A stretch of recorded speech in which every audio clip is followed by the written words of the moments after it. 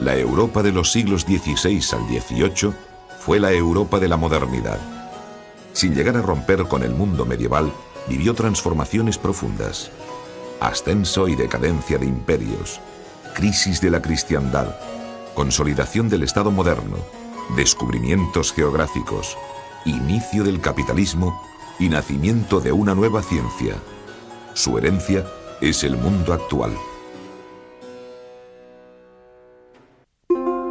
El siglo XVI abrió el período de la preponderancia española en la política europea. Por otra parte, en países como Francia, Inglaterra y los Países Bajos, los conflictos religiosos generaron graves tensiones políticas.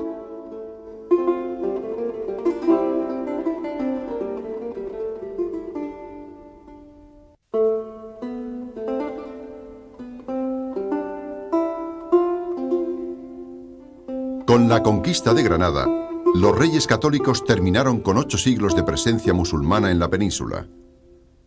Esta conquista supuso la unificación territorial de la monarquía hispánica. En las capitulaciones de Santa Fe, los reyes se comprometieron a respetar la religión de quienes decidieran quedarse. El incumplimiento de ese acuerdo provocó la revuelta de las Alpujarras. Por otra parte, con el descubrimiento de América, la península ibérica se transformó en puente entre Europa y un mundo nuevo.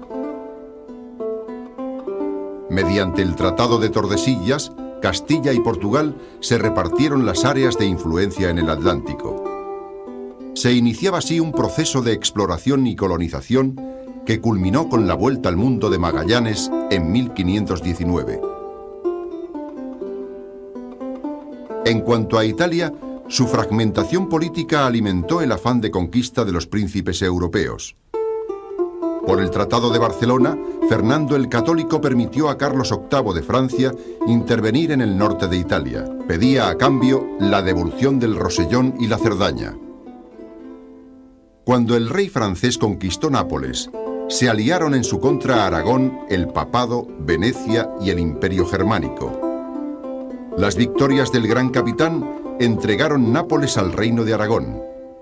Así Italia quedó dividida entre la influencia francesa y la aragonesa.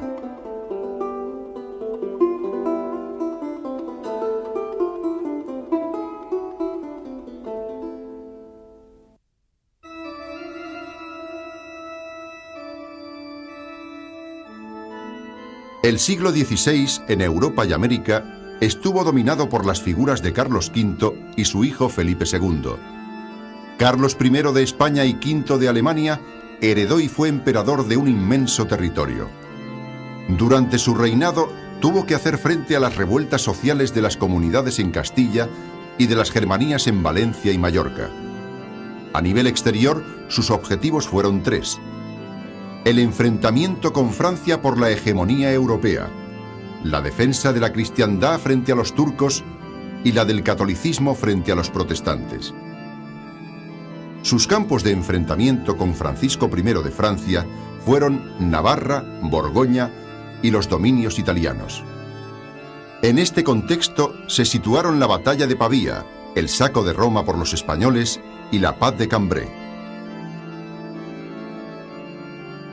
Felipe II hizo frente a 2 crisis interiores importantes: la sublevación de los moriscos en las Alpujarras y las alteraciones aragonesas relacionadas con la huida del secretario del rey, Antonio Pérez.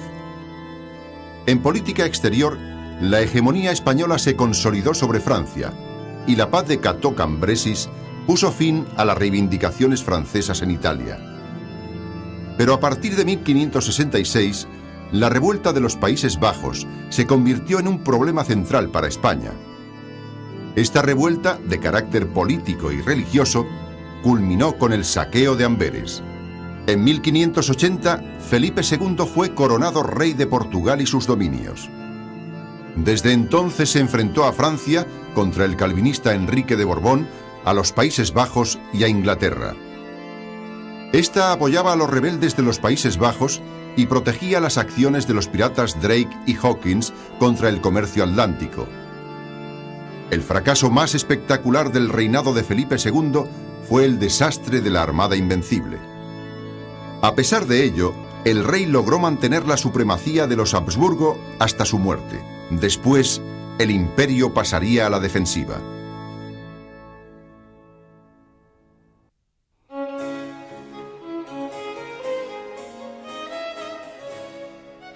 A lo largo del siglo XVI, un gran conflicto enfrentó al mundo cristiano y al Imperio Otomano.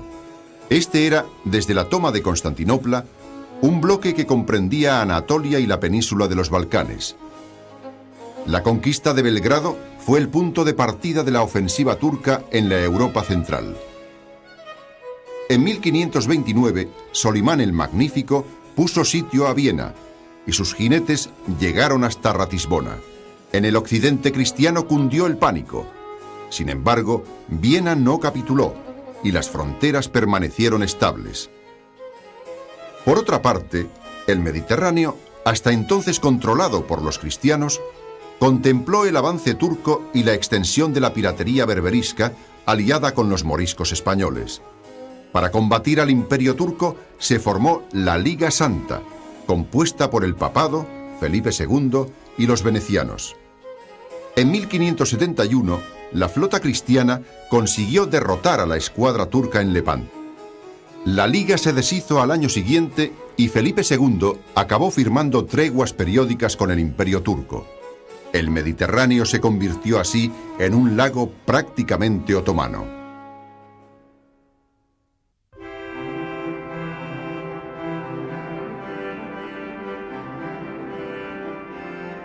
El siglo XVI se caracterizó por las guerras religiosas entre protestantes y católicos y por las resistencias de nobles, burgueses o campesinos al avance del Estado absoluto. En Alemania, la difusión de las ideas luteranas se mezcló con sublevaciones sociales a partir de 1524. Lutero negó toda legitimidad a la revuelta campesina y apoyó una dura represión. En Francia, las divisiones religiosas, el malestar social y una grave crisis política condujeron a una auténtica guerra civil. La nobleza se dividió entre católicos y protestantes y Felipe II intervino militarmente en apoyo de la facción católica. Estas guerras de religión culminaron en la matanza de la noche de San Bartolomé.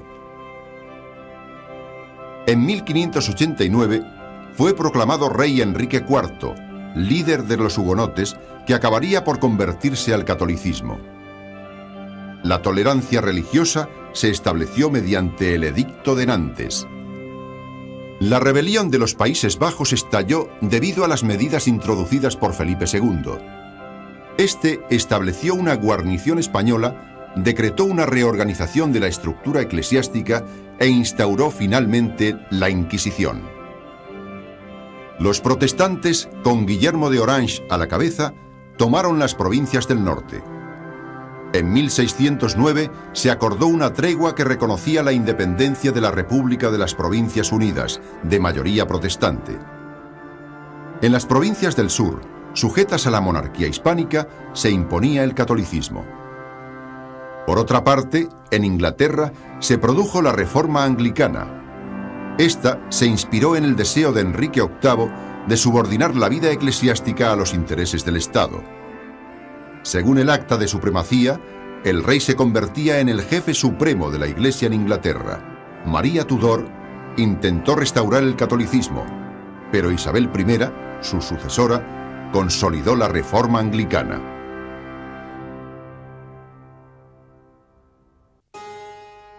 El siglo XVI